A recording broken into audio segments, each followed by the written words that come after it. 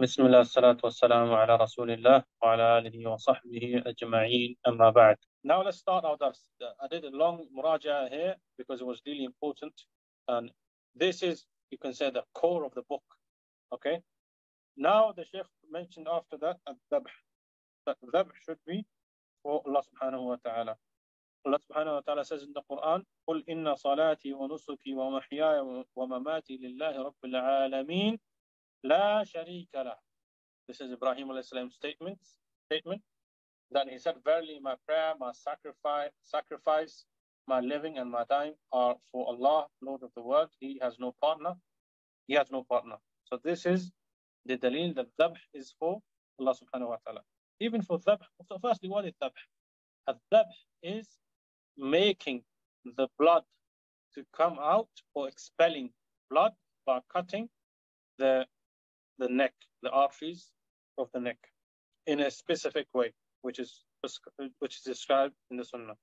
So this is dhabh, sacrifice. Okay, sacrifice is the translation, but the Shari'i meaning, offering it to die by spilling its blood in a prescribed manner. This is the Islamic meaning of dhabh. Now, we also mentioned the types of dhabh. We said that dhabh is of three types. Number one, الذبح لله كالهدي والأضحية والصدقات. Sacrificing for Allah subhanahu wa ta'ala, for example, for Hajj and Udhiyah and Sadaqat and charity. And also الذبح لغير الله محبة وتعظيما. Sacrificing for other than Allah with love and glorification. For example, sacrificing for jinn or the people of the graves. This is shirk akbar. And dhabh mubah. And then we have a dhabh that is permissible, which is a dhabh when you kill an animal, for example, to feed your family or your guests or to sell. The next thing in the book was an-nadhr. An-nadhr in language means oath. In English means oath. Now, lughatan, Arabic, al-ahdu wal-ilzam. To make something binding. This is linguistically binding. Islamically, making something obligatory upon yourself, which is not an obligation. So let's say, for example, for me to pray 12 rak'ah tonight is not an obligation. But if I say, oh Allah, if you give me 1,000 riyals tonight, I will pray 12 rak'ah nawafil in the night. If I get that money, then it becomes an obligation for me to fulfill that. Okay? So initially it wasn't an obligation upon me, but I made an oath, oh Allah, if you do this, then I will do that. But the scholars have mentioned, and there's a hadith, and Shaykh mentioned this in our last class, it's not correct that you should say something like this. What are you doing? You're trying to bribe Allah subhanahu wa ta'ala. This is really common in subcontinent. They keep making oaths, nothing. They say, oh Allah, if you do this, I'll do this. You give me a son, I will walk to Hajj. And when they get a son, of course, they can't walk to Hajj. They'll have to break this oath that they have made, and they have to pay expiation for that. So initially, it's not permissible for you to make an oath. But if someone has made an oath, they have to oblige by that oath and make it and do that oath. And these things are discussed in detail in Kitab al-Tawheed. But nadhr is of two types. Nadhrun lillah. Nadhr for Allah subhanahu wa ta'ala. And that, of course, has to be fulfilled. And then we have a nadhr li ghayrillah. Some people take oaths of the awliya, dead people and others. This, it's firstly, of course, impermissible to take, but if someone has taken it, it is not binding. You should not act upon that oath. And of course, it's shirk to take an oath by other than Allah subhanahu wa ta'ala. Now, with this, we have ended the first part of the book. Which part is that? Open mic.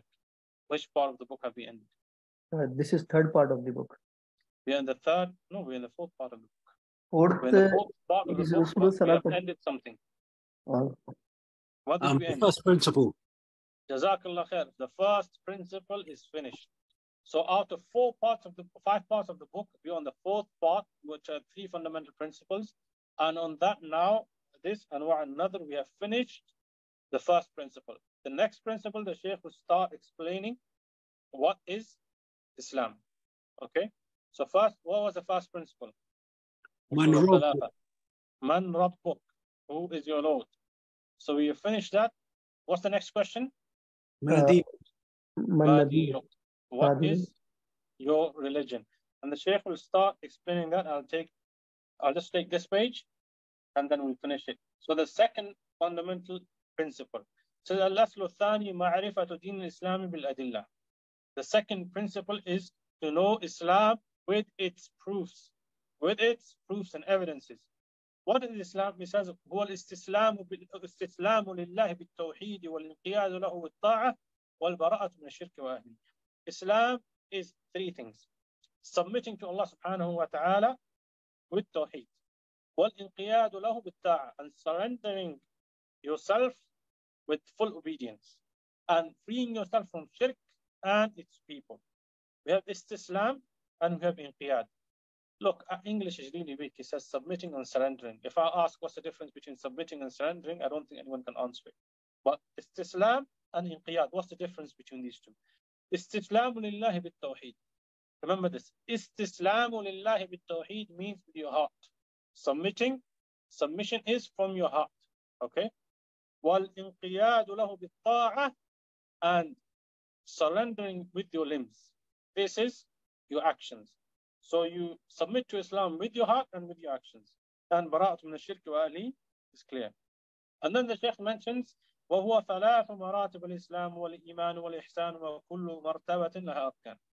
And it's three stages. Islam has three levels. Islam has three levels. The first one is Islam, then Iman, and Ihsan.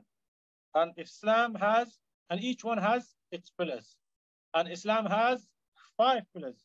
فأركان الإسلام 5: شهادة أن لا إله إلا الله وأن محمد رسول الله وإقام الصلاة وإيتاء الزكاة وصوم رمضان وحج بيت الله الحرام.